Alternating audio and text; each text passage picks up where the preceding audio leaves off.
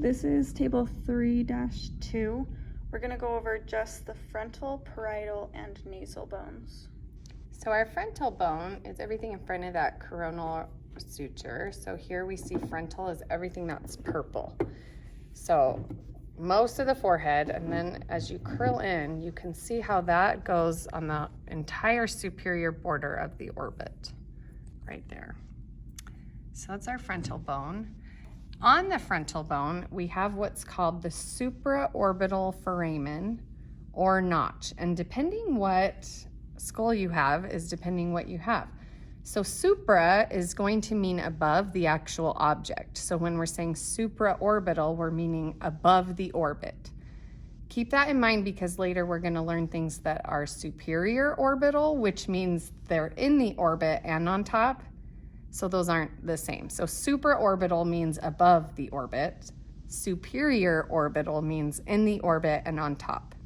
And I'll review that later. But supraorbital foramen, we are looking for, foramen is a word for a hole. So we are looking for a hole above the orbit. So right here we see that right there is a supraorbital foramen. Now on this skull, you can kind of see there's a little etched out part right there. That etched out part is not a complete hole.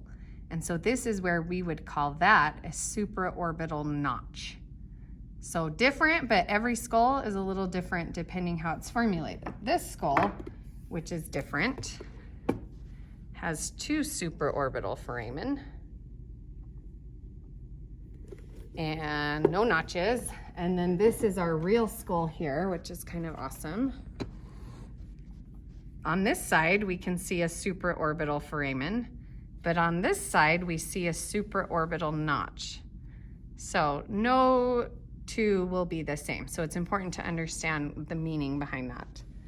And in the frontal bone, we have the frontal sinus, which we showed you, but that would just be located right behind here, that pocket or space. Now, parietal bones on this color-coded guy are the two blue colors. They're a little different. But so the sagittal suture is what separates the parietal bones, and then it will go all the way down on the side to the temporal bone. So temporal in yellow. And then all the way back to the occipital bone, which is in green. So they cover quite a bit of space. The parietal bones take up a lot of space. And then our nasal bones, we have two, which make up the bridge of the nose, which is in a different purple than the frontal, but very similar. So here we have our nasal bone.